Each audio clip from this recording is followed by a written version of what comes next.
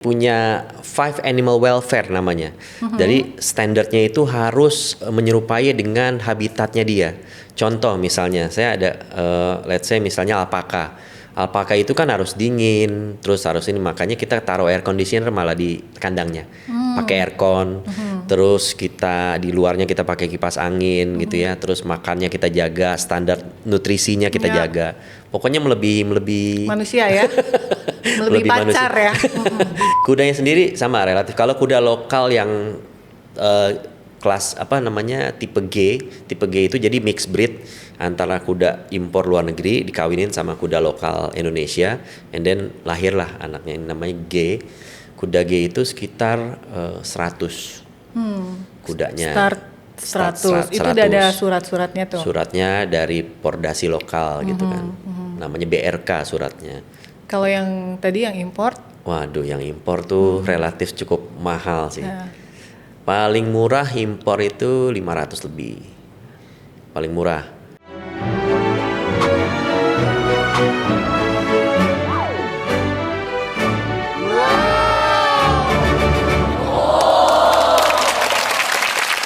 Selamat datang di Tahu Bulat, Lapak Crispy, tempat kita nyebelin ilmu bareng saya Mirna Paramita. Hari ini kita mau nyebelin ilmu tentang fauna, tapi spesifik satu fauna yaitu kuda. Saya mau belajar dari seorang pengusaha namanya Anton Pratama yang fokus bisnisnya di dunia berkuda.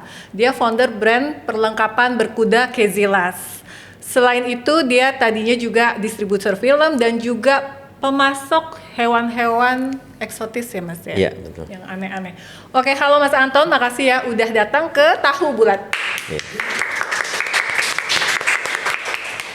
Perkenalan diri dulu nih Mas, gimana ceritanya film, terus ke kuda, terus exotic animals tuh lajurnya tuh dari mana? Oh iya, ya awalnya memang semuanya by hobi. Jadi first of all, kenapa jadi film distributor karena hobi nonton film. Ya. Kenapa kuda karena hobi berkuda awalnya gitu ya. Terus sama juga dengan animals. Saya grow up di waktu kecil itu dengan 6 anjing Rottweiler di rumah. Jadi terus ada binatang-binatang lain juga. Jadi ya dari situ mulai suka gitu. Gitu awalnya. Gimana tuh cerita dari nyebrang dari film terus ke distributor film ke bisnis kuda atau pemasok itu, maksudnya ceritanya gimana sih? Ya awalnya pandemi. Jadi pada saat pandemi kan semua bisnis sih, jadi tutup lah semuanya. Especially bioskop kan, ruangan tertutup, orang saling berdempetan. Akhirnya kita nggak bisa rilis film kan pada saat itu. Jadi mikir-mikir apa ya kira-kira gitu. Nah di rumah adalah sisa-sisa perlengkapan kita pada saat itu masih berkuda. Jadi perlengkapan ini saya jual nih untuk hari-hari lah gitu. Jadi untuk tambah-tambahan gitu. Ternyata nggak disangka-sangka laku keras. Jadi ternyata banyak orang yang memang melakukan kegiatan olahraga pada saat pandemi untuk sehat, tapi olahraga yang tidak rame-rame. Kalau kita contoh eksempelnya olahraga basket, sepak bola atau apapun itu kan pasti beramai-ramai itu 5 orang, 3 orang atau lebih gitu ya. Kalau kuda kan hanya sendiri. Jadi akhirnya ada beberapa kawan yang di luar kota, mereka punya lapangan yang cukup besar, mereka latihan berkuda. Peralatannya beli dari kita. Gitu. Oh gitu. Terus kalau yang ke exotic animal? Exotic animals ya itu dia karena suka, terus mulai berjalannya si brand Kezilas ini di peralatan berkuda. Ada orang lain yang nanya juga, nih selain peralatan berkuda atau impor kuda, bisa impor nggak? Kuda juga? Impor kuda juga memang gitu. Biasanya dari mana kalau kudanya tuh? Kuda dari Eropa rata-rata. Mostly dari Eropa. Ada sebagian juga dari Australia sih. Tapi mostly yang kuda punya studbook. Artinya studbook nih, kuda ini punya paspor, punya breakdown family-nya. Family history-nya tuh ada gitu. Ini turunan siapa gitu. Nah, itu biasanya dari Eropa. Jadi ya makanya kita mostly import dari sana. Nah kalau ke hewan-hewan yang tadi tuh? Sama, hewan-hewan eksotik. Kebetulan kita juga ada subsidiary company yang memang kerjasama sama Sumarekon. Ya. Kita ada taman, kita taruh animals eksotik di sana. Namanya itu Scientia Square Park di Gading Serpong. Itu lahannya punya Summarecon, mereka juga develop. Nah, kita taruh beberapa hewan kita di situ untuk bekerja sama dengan si Summarecon Group. Oh gitu. Gitu. Nah kalau misalnya kita jadi hewan nih dari luar dibawa ke Indonesia ya kan, terus habis itu jadi pajangan. Nah mereka tuh kira-kira kalau talk back to you, mereka berterima kasih kah atau kok gue malah jadi pajangan sih buat lo gitu, ngasih cuan buat lo? Gitu. Jadi mesti punya 5 animal welfare namanya. Jadi standarnya itu harus menyerupai dengan habitatnya dia. Contoh misalnya saya ada let's say misalnya alpaka. Alpaka itu kan harus dingin, terus harus ini, makanya kita taruh air conditioner malah di kandangnya, pakai aircon, terus kita di luarnya kita pakai kipas angin gitu ya, terus makannya kita jaga, standar nutrisinya kita jaga, pokoknya melebihi manusia ya, melebihi pacar ya, dijaga. Lebih manusia ya, dokternya pun ada, vetnya ada. Gitu. Khusus. Ya. Jadi 5 animal welfare ini malah sekarang 7 animal welfare ya. Jadi dia harus sangat amat menyerupai habitat aslinya. Contoh misalnya let's say kapibara. Kapibara itu kan dia harus renang juga, harus di air juga. Jadi itu harus ada tuh, environment itu harus ada. Gitu. Kita bikin sesuai dengan habitat aslinya. Nah, kamu kan kapibara itu kan binatang yang sangat chill ya. Cool. Nah, kalau as a person menghadapi bisnis yang beraneka ragam ini, kamu orangnya cool atau kayak market yang cari perhatian atau gimana? Iya, semua pengusaha pasti punya core-nya, punya strateginya. Yeah. Ada yang memang bisnisnya harus cool, ada yang bisnisnya harus memang yang nggak cool gitu ya, yang speed up gitu ya, maksudnya yang speeding. Contohnya bisnis film kan harus speed. Nah, itu dia tuh. Film kan nyawanya cuma 2 minggu di bioskop, 1 minggu bahkan kan bisa jadi begitu. Jadi ya itu dia, tergantung on the business itself. Jadi kalau misalnya bisnisnya apa ya kita harus adjustment. Sesuai dengan pelajaran yang kita dapat dari animal-animal tadi ya. Iya, betul. Jadi secara bisnis distributor masih jalan ya, distributor film? Masih. Tolong ceritakan sekarang lagi. Thanks-God-nya masih jalan. Terakhir kita terakhir tahun kemarin kita rilis film rohani menjelang Paskah namanya The Last Supper. Sekarang juga kalau nggak salah di recall juga deh gitu The Last Supper. Ya itu cukup nouns well sih di beberapa kalangan ya, komunitas ya. Jadi ya itu terakhir yang kita distribusi. Next adalah beberapa titles yang kita akan distribusi di 2027. Nah itu gimana tuh, kalau distribusi kan jarang ya di Indonesia ya, pasti dipegang sama ya yang besar gitu kan. Contohnya yang besar siapa? Nggak mau nyebut nama di sini. Gimana sih pasar di Indonesia dan gimana Anda bersaing dengan pebisnis besar itu? Pertama ya balik lagi, semua pengusaha, semua pebisnis udah automatically harus punya produk quality. Sama juga dengan film kan. Kita harus punya produk quality yang bisa jadi demand yang cukup tinggi buat para audience gitu. Jadi ya itu makanya saya beberapa kali film ya saya pilih itu punya valuable ke beberapa orang ya, maksudnya terutama komunitas yang cukup besar. Let's say misalnya horor kan nggak harus mahal. Dulu tuh ada kalau nggak salah horor yang namanya Paranormal Activity. Ya, tahu. Itu hanya di syuting dari kamera biasa plus CCTV. Tapi karena angle-nya jadi beda, it looks more real gitu. Jadi kayak bener-bener asli. Akhirnya booming kan itu film. Bikin orang penasaran Bikin ya. orang penasaran. Padahal paling produksi film itu hanya nggak sampai $5,000. Masa? Yes. Karena ya memang di syuting dari kamera biasa. The more reality, the more people aware tentang itu. Dan akhirnya dari si Paranormal Activity ini banyak berlanjut ke Paranormal Activity ala-alanya yang lainnya gitu. Cuman kan akhirnya udah basi. So movies is about demand. Jadi kita harus lebih, namanya film ya, lebih harus kreatif. Kita harus lebih ngerti audience tuh maunya apa sih gitu kan.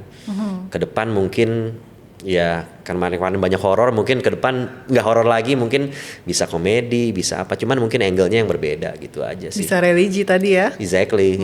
Jadi tergantung demand-nya orang. Oke, kita balik ke kuda lagi ya. Yes. Menurut kamu kenapa sih banyak orang suka berkuda dan apa yang bikin beda dari olahraga yang lain?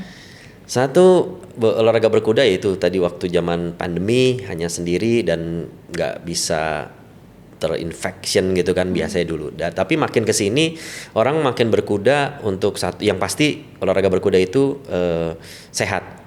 Karena berkuda itu beda ya, lebih capek ya. Kita doing it kuda 30 menit aja kalau belum terbiasa itu sangat capek banget. Orang awam berpikirnya naik kuda terus kudanya lari-lari kan. Kita cuma duduk ya? Cuma duduk, tapi kan enggak. Sebenarnya ada namanya basic itu trot up and down. Ya. Jadi kita harus up and down. Jadi naik turun.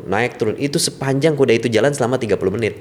Jadi kalau itu aja tahan itu udah cukup. Itu fisiknya apa? Core muscle-nya tuh di core atau di legs atau core apa? and legs, both of them. Karena kan begitu legs-nya naik, itu kan core-nya juga harus function nahan. Ya memang itu dia gitu yang bikin capek. Yes. 30 menit aja udah capek. Yes, 5 menit lah kalau beginner sih. Itu udah capek. Serius. If you wanna try, kita bisa. Let's go. Terus kalau jadi ini lebih olahraga fisik atau ke emosional? Karena kan kita mesti tahu. Nah, satu-satunya olahraga yang punya 2 nyawa dalam satu pack gitu ya, itu ya berkuda. Let's say misalnya jumping horse jumping ya. Horse jumping itu kan yang jumpingnya kuda, tapi dia juga si ridernya juga harus ngerti. Nah itu jadi 2 nyawa yang jadi satu, yang di dalam satu adegan gitu. Nah itu harus bersatu dengan harus kudanya. Emotional bondingnya mesti ada. Emotional bonding mesti ada. Gimana caranya tuh membangun emotional bonding? Sedangkan kita kan nggak punya kuda kita sendiri kan. Kita yang awal-awal kan mesti pakai kuda orang. Pasti gitu. Pakai kuda klub ya. Jadi itu gimana caranya? Pertama memang harus di groom dulu. Biasanya kalau di luar negeri mostly itu sebelum kita naik kuda itu kita mandiin, kita sekain, kita pakein sadelnya, terus kita usap-usap, ada bonding lah, terus kasih feeding sedikit gitu ya. And then setelah itu ya baru saying his name gitu, kuda kasih nama kudanya siapa kita sebut ya, pelan-pelan jalan dulu. Udah terasa bondingnya baru boleh naik dan jadi basic level untuk trot up and down, terus ke canter, terus ke jumping kalau udah jumping gitu. Nah kalau taunya gimana sih kalau misalnya ini kuda cocok sama kita, yang ini enggak gitu, bisa ketahuan nggak?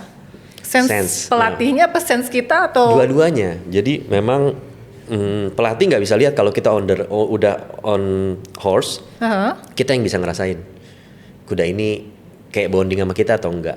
Dan makin lama kita naikin itu kuda, makin tahu nih kuda ini memang lagi mood, lagi enggak. Kadang kan memang ada beberapa kuda moody, ada beberapa kuda yang jinak banget gitu. Dan itu yang kita yang tahu sendiri.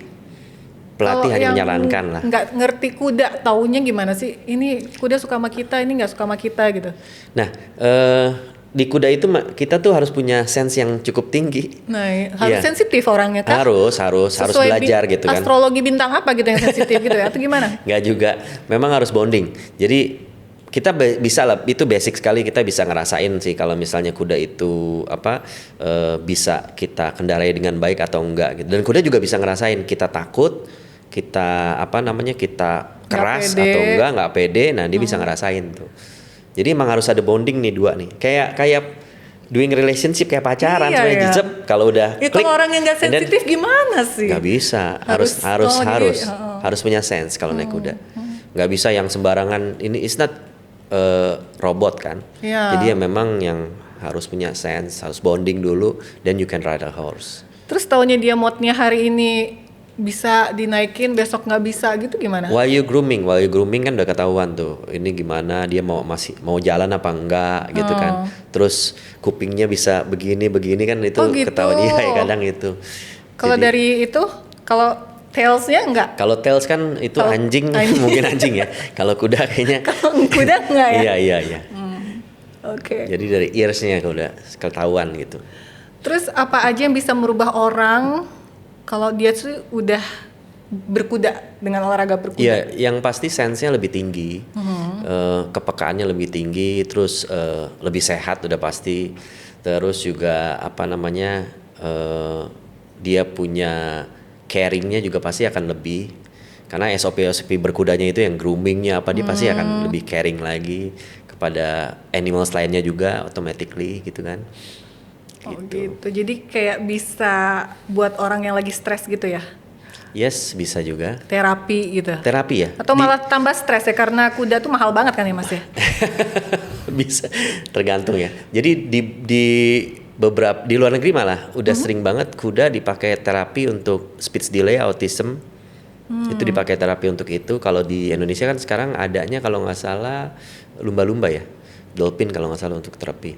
Jadi kuda tuh bisa menggenerate motoriknya dia, sense-nya dia, kepekaannya dia. Nah itu gitulah benefitnya kalau untuk berkuda. Benefitnya ya. Yes. Terus kalau mahalnya tadi Mas, kira-kira tuh berapa sih biaya yang dibutuhkan? Relatif. Misalnya untuk mau main kuda nih pertama nih nyewa kudanya lah atau beli peralatannya supaya aman kan intinya kan biar aman kan ya. Safety-nya tergantung banyak price ya. Tapi yang paling minim 5 jutaan itu udah cukup untuk bisa berkuda lah. Udah termasuk sewa kudanya, berlatih kudanya, sama pelatihnya gitu. Dan itu untuk beberapa kali sih. Yang peralatan yang harus dipunya itu apa?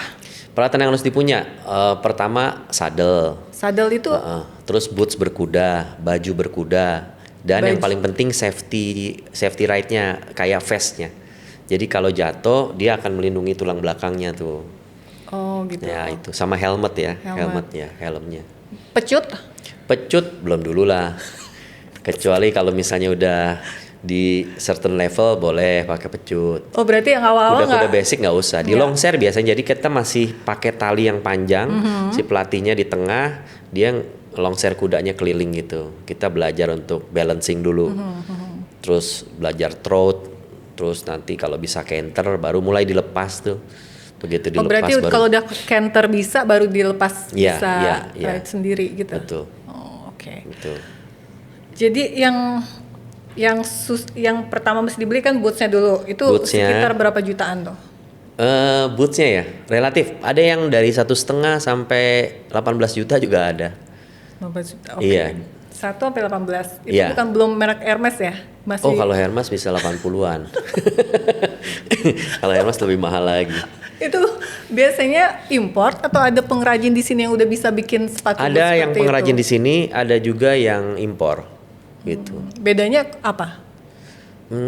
Kalau saya sih lebih ke fungsinya sih sama aja kan untuk protection si kakinya nih, supaya nggak begitu kegesek-gesek dengan stirap tuh yang buat di kakinya pijakan kaki kuda tuh. Oh yang besinya itu ya? kan pasti goyang-goyang tuh kita kan, nah itu. Jadi ya sebenarnya untuk beginner saya saranin pakai yang biasa-biasa aja dulu gitu. Oke. Terus habis itu dari kaki nih ya, terus ke tadi apa? Pelananya, kalau pelananya ya, saddle relatif, ada yang lokal sekitar 7 jutaan, ada yang sampai 100 lebih juga banyak sih. Banyak ya. Iya, betul. Itu buat kudanya. Kudanya buat cuma saddle-nya aja ya. Saddle-nya, terus tali ke depannya rein-nya. Tali ke depannya range-nya, terus bridle-nya yang ke mukanya. Oh, bridle-nya. Oke. Itu udah satu set atau terpisah? Terpisah. Terpisah. Oke. Kalau yang satu set hanya di Kezilas yang jual. Oh ya, tuh kan. Kezilas berapaan tuh yang satu set tuh? Satu set kita jualnya 17,5. Itu maksudnya kita harus beli atau memang udah disediain sih kalau? Kalau udah punya kuda sendiri mestinya beli. Kalau kuda sendiri harus beli. Kalau udah sendiri ya. Dan harus punya berapa tuh, kayak mesti tergantung setiap hari kudanya. Ganti? Hah? Enggak, tergantung ada berapa kuda ya. Kalau punya 3 ya harus punya 3 gitu. Oke. Karena dia biasanya kalau udah dipakein kan kuda tuh punggungnya kuda dia adjustment sendiri tuh si saddle-nya tuh. Nanti kalau kuda ini pakai yang lain lagi adjustment lagi. Oh, beda lagi. Oke, tadi kaki ya, kaki manusia. Terus di sini tadi pakai brace itu ya buat face-nya itu. Buat pelindung. Itu yang murah sekitar 1 jutaan juga. Jadi semua start 1 juta sampai ratusan juta gitu ya? Betul, relatif tuh. Helmet juga segituan? Helmet juga gitu. Ada satu helmet yang mahal banget, mereknya Cap tuh, Itali punya. Itu iya. Bisa langsung menang ya pakai itu ya? Enggak juga. tergantung. Talentanya dia bagus nggak, jago nggak. Kalau itu helm mahal sih ya memang ya. Safety-nya memang oke lah gitu. Tapi yang lain juga oke sih menurut aku. Tapi sering jatuh nggak sih kalau awal-awal? Ada beberapa jatuh. Tapi kan kalau di pedok itu biasanya pakai pasir tuh. Jadi kalau jatuh nggak begitu sekeras semen lah ya. Tapi tetap aja bengkak juga. Nah biasanya kalau jatuh itu kudanya ngapain tuh? Kalau kuda-kuda yang udah dilatih, mereka paling cuman lari sedikit terus berhenti. Atau kalau enggak berhenti bener-bener gitu. Mereka sudah mungkin karena member-member baru dan baru latihan terus jatuh, mereka udah tahu deh. Kudanya tuh udah known well Iseng. gitu. Nggak iseng, known well aja berhenti gitu. Oke. Gitu. Tapi biasanya orang jatuh tuh paling sering gara-gara apa? Nggak balance. Oh nggak balance Nggak balance. duduknya ya? Ya, makanya diajarin up and down itu dua kaki, kanan kiri itu mesti jangan kanan yang neken atau kiri yang neken, jadi balance dua-duanya. Oh, iya. Itu yang susah ya? Apa Yes, berat banget yes, buat berat. Tapi kalau udah muscle. biasa mah enggak. Everything can be learned if you willing Bisa to learn. bikin kurus nggak sih naik kuda? Banget. Oh, iya. Iya, kan core-nya main, ininya main, kakinya. Banget. Kayaknya tertarik nih. Banget. Terus kalau misalnya kita salah pilih perlengkapan gitu resikonya apa sih? Kalau nggak beli yang mahal? Ya salah pilih perlengkapan ya. Mungkin bisa efek ke kudanya juga, terus juga nggak awet juga kan. Kalau saya sih lebih prefer perlengkapan mahal, tapi sekali beli ya udah terus sampai bertahun-tahun gitu kan. Kalau perlengkapan nggak mahal, contoh saddle aja kan. Kalau Casillas tuh kita pakainya plastic tree. Jadi dalamnya itu plastic tree, jadi bukannya kayu. Ada beberapa yang saya liatin memang dibuatnya dari kayu. Sehingga kalau misalnya saddle itu kena hujan, kena panas, itu karena kayu ya, jadi automatically akan rapuh udah gitu, makin meleyot dia ke dalam gitu. Jadi mendingan plastik. Plastic tree namanya. Plastic tree. Iya. Itu bukan kayu. Kalau kayu itu lebih bisa mengikuti structure daripada. Enggak, karena kan goyang-goyang. Jadi harus saddle-nya tuh kan saddle begini bentuknya. Dia akan goyang-goyang begini nih. Oke. Iya kan? Tapi Itu kan dikasih bantalan dulu kan kudanya kan? Nggak betul. sakit kan? Namanya saddle pads, dikasih bantalan dulu, betul. Dikasih saddle pads dulu baru itu. Tapi dikasih saddle pads atau ada lagi dikasih gel pad lagi biar empuk lagi kudanya, baru saddle-nya. Kuda itu pernah, aduh aku nggak mau itu jalan. Iya, dulu tergantung kuda. kalau lagi nggak mood tuh pasti. Atau dia kesakitan, aduh ini nih sakit punggung nih gue gitu. Iya, kadang kalau nggak bener Ya, backnya masangnya, iya kan, masangnya atau gimana gitu kan, atau misalnya saddle-nya mestinya di tengah-tengah, dia agak kesini dikit, mungkin bisa jadi itu. Cuman jarang ya yang Jarang begitu. ya? Jarang. Biasanya nurut-nurut aja. Kalau udah Betul. kuda dia tahu kewajibannya untuk. Iya, kalau salah memang sakit gitu ya, mau nggak mau dipijit kudanya. Siapa yang mijet? Ada memang orangnya yang bisa untuk Chiropractic gitu. Iya. Nah, Masseuse. nanti coba lihat di YouTube ada deh. Ada ya? Horse can practice ya. Jadi bisa di crack gitu bisa bone-nya. Nice. Mahal lagi. Memang Bukan kuda kita yang tuh. dikretekin, kuda ya. Berarti terus gini nih. Oke, tadi perlengkapannya udah sampai segitu. Kalau kudanya sendiri harganya berapa? Waduh, ini masuk ke dalam topik yang lebih deeper nih. Kudanya sendiri sama relatif. Kalau kuda lokal yang kelas tipe G itu jadi mixed breed antara kuda impor luar negeri dikawinin sama kuda lokal Indonesia, and then lahirlah anaknya ini namanya G. Kuda G itu sekitar 100 kudanya. Start 100. Itu udah ada surat-suratnya tuh. Suratnya dari Pordasi lokal gitu kan. Namanya BRK suratnya. Kalau yang tadi yang import? Waduh, yang impor tuh relatif cukup mahal sih. Ya. Paling murah impor itu 500 lebih. Paling murah. Paling mahalnya jutaan dolar. Oh, jutaan dolar? Iya. Nanti lihat aja di YouTube horse auction. Oh, emang belinya di auction? Ada auction, atau ada juga breeder? yang memang ada exhibition khusus lelang-lelang kuda juga. Penjual kuda, breeder kuda. Yang ada studbooknya ya. Dalam studbooknya misalnya bapaknya si A, ininya mama induknya si ini, Ya. anaknya dia gitu. Terus dia champion apa, menang apa gitu-gitu. Oh gitu. Jadi mesti pakai lelang kuda belinya ya, nggak bisa langsung ke breedernya. Ada juga ke breedernya yang memang nggak dilelang, tapi ya memang harganya around that gitu. Jadi antara 5 juta bisa sampai puluhan miliar, ratusan miliar. Kalau yang sering dipakai polisi sama tentara itu kuda apa ya? Itu setahu saya yang dipakai itu kuda warm blood, itu lumayan lah gitu harganya. Lumayan tuh berapa? Apakah lebih mahal daripada robotik itu? Robot anjing itu? Itu kalau nggak salah G2G deh itu ya. Jadi antara government to government mensupport polisi sini gitu-gitulah kayaknya deh. Enggak, kalau bisa dijual bebas, aku mau yang kuda yang kayak polisi kemarin parade gitu. Kira-kira berapa tuh harganya? Tergantung yang parade kemarin ya. Aku nggak ikutin tuh ya parade kemarin. Kayaknya kuda G juga ada dia. Jadi sekitar 100-an, 80 sampai 100. Kalau yang parade lokal parade G kemarin lokal ya itu 80 sampai 100. Kalau yang import? Yang import mahal. Impor itu mungkin sekitar 500-an lah. Pokoknya start from 500 Start ya. 500-an. Tapi belum ongkos transportnya pesawat? Udah included. Udah included semua di situ. Ya. Oke. Included. Mahal. Mahal memang. Terus gimana Indonesia as a market ya? Potensi besar nggak sih kuda yang mahal ini?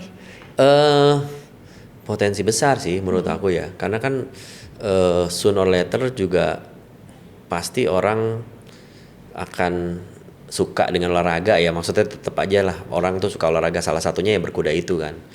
Ya ini akan good market dan terbukti banyak stable baru buka kok. Oh ya? Banyak stable baru.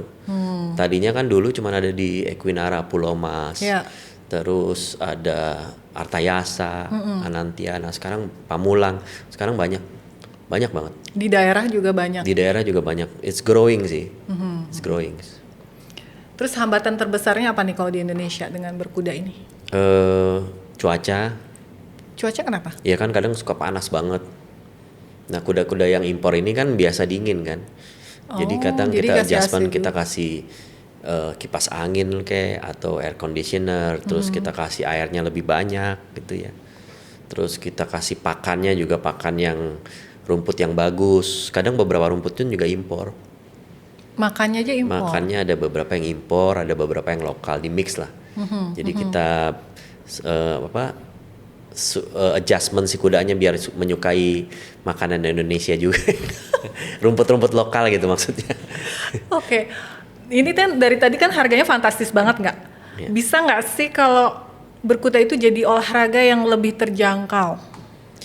Bisa aja, karena kan memang nggak melulu harus memakai kuda yang impor ya. Jadi yang aku bilang tadi, si kuda ini yang mixed breed ini kan bisa dipakai untuk berlomba juga sebenarnya. Kekurangannya kuda Indonesia sama luar apa sih? Badannya aja sih. Cuman kan luar memang sejak dari lahir udah setelah breeding mereka dilatih, gitu kan. Lebih ke di educate-nya lebih ini aja, lebih well aja. Kalau gitu. Kuda lokal tuh kuda Lombok NTT gitu ya? Iya, kuda Lombok, Sumba gitu ya, kuda Sumba gitu ya. Tapi kan kalau di mix yang pejantannya misalnya yang besar terus kawin sama itu kan jadi dia agak lebih tinggi juga. Agak lebih tinggi. Betul. Oh, yang penting tinggi badan ya? Tinggi badannya, betul. Tinggi badannya. Nggak bukan gimana, nggak capek-capek atau apa gitu nggak? Ada juga. Kan kayak fisik banget tingginya aja. Iya, tingginya dan fisiknya juga kan dilihat juga, fisiknya dilihat juga. Tapi rata-rata kuda sih kuat lah, karena memang hewannya kan hewan untuk nunggangin orang bukan nunggangin orang hewannya. Jadi kuat pasti. Memang untuk bawa barang berat. Gitu. Kalau temperamennya, emosinya gimana? Tergantung karakter kudanya masing-masing. Kalau kuda Indonesia lokal tuh lebih lokal cepet lebih panas kayak atau gimana? Iya, justru lokal lebih kalem, lebih adem, lebih baik gitu ya. Oh ya? Iya. Kalau yang impor malah terkadang kalau dapatnya yang susah karakternya ya kita harus itu dulu tuh. Dijinakin dulu gitu Dijinakin ya? Kayak koboi-koboi gitu? Yes. Yes, persis kayak gitu.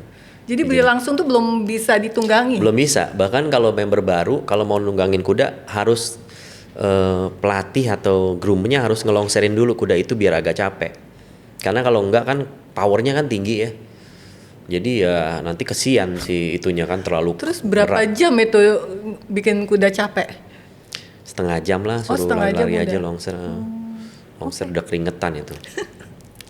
Terus kamu lihat di 5 tahun ke depan industri ini berkembangnya akan seperti apa? Atau harapan ke depannya?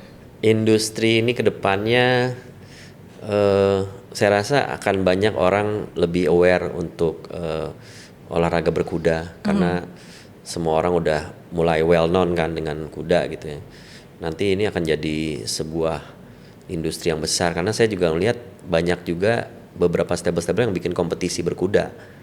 Kemarin aja bulan ya Februari ini aja ada 3 yang bikin kompetisi berkuda. Di Algontori Stable, di The Hoop Stable, di beberapa stable ya. Jadi banyak lah sebenarnya. Nanti akan terus sih, karena kan kalau community ini udah ke building dengan baik, pasti akan jadiin sebuah industri yang bagus sebenarnya. Nice. Last questions. Kalau di satu kalimat aja, apa pelajaran hidup paling besar yang bisa kamu dapat dari bisnis kuda dan hewan eksotis? Happiness ya. Happiness? Iya dong, harus happiness tuh. Oh iya. Karena dengan binatang itu tadi ya, binatang kan mengajarkan kita tentang banyak hal, sabar. Banyak sekali. Binatang kan kadang ya istilahnya binatang itu kan on our hand. Nyawanya dia kalau kita nggak kasih makan ya bisa mati kan. Jadi kita belajar responsible, belajar caring, belajar understanding, belajar Sensitif, sense, ya sense-nya kita. Ya dari situ you will be more happier than. Menarik ya, cemilan ilmu tahu bulat kali ini. Dari satu hewan kita belajar banyak hal. Nggak cuma tentang sport dan bisnis, tapi juga tentang keberanian, responsible, caring, dan happiness. Terima kasih Mas Anton sudah nyemilin ilmu bareng tahu bulat. Saya Mirna Paramita pamit undur diri. Sampai ketemu di episode berikutnya.